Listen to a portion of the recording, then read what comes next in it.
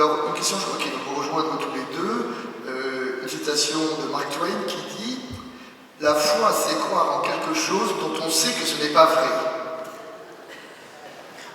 Et donc, en commentaire, au lieu de la foi, n'est-ce pas la littérature, le livre, de la foi à la bonne foi, est-ce une démarche?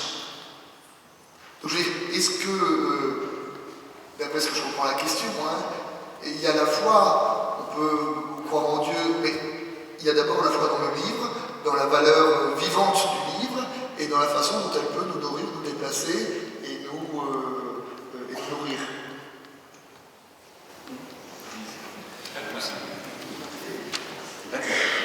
Je ne sais pas très bien comment répondre sur la question de la littérature, en fin de compte. Que ce soit un vecteur pour moi qui a à voir avec ma foi, ça c'est sûr.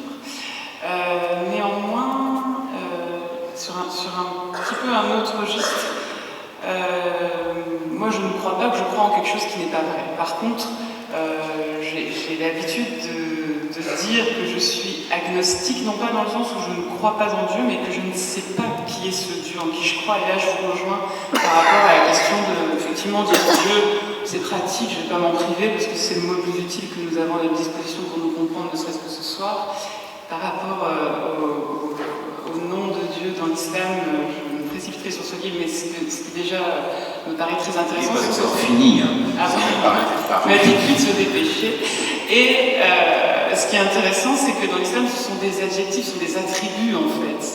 C'est un point commun entre l'islam et le judaïsme que de ne pas nommer, puisqu'en fait, c'est proposé 99 entrées par 99 attributs différents.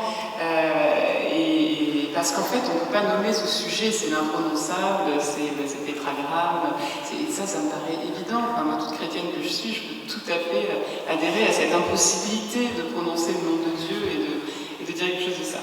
Au demeurant, pour être plus pragmatique, c'est-à-dire que mon ministère d'aumônier m'a poussé à être très pragmatique par rapport au rapport à la foi, c'est-à-dire que pour moi, si la foi ne conduit pas vers quelque chose de mieux, au moins à un niveau horizontal, c'est-à-dire au niveau communautaire, du vivre ensemble, et au niveau aussi de notre courage d'être, c'est un titre d'un livre de Paul Tillich qui est extraordinaire, si la foi ne participe pas à mon courage d'être, si je suis radine, la foi ne me conduit pas à être un peu plus généreux, si je suis anxieuse, la foi ne me conduit pas à réinvestir la confiance, si la foi ne produit pas ça, alors c'est qu'il y a une erreur. Enfin, quand j'accompagnais les gens et que je voyais que leur rapport à Dieu les enfonçait, qu'ils se sentaient maudits en plus d'être malades, c'est comme une double peine. Après tout, j'ai envie de dire, mais dites-moi quel est Dieu qui vous ferait du bien, et je le prierai avec vous, ce Dieu-là, même si c'est pas celui que moi je définirai. En fin de compte, Antoine, une fois, parlait de cette épitaphe trouvée sur une pierre tombale qui dit maintenant j'ai une avance sur vous, je sais si Dieu existe ou s'il n'existe pas, et s'il n'existe pas, ma foi, c'est lui qui a eu tort de ne pas exister, c'est pas moi qui ai eu tort de croire en lui. Et à minima, voilà, encore à minima, pour des raisons tout à fait pragmatiques, c'est-à-dire non pas la foi comme un baume, parce que moi ça ne me tranquillise pas du tout d'être croyante en fait. C'est pour moi l'évangile, c'est le mot d'ordre de l'intranquillité. Non pas pour être tranquille et pour en découdre une fois pour toutes, mais pour activer en moi les choses les plus positives, pour dire basiquement.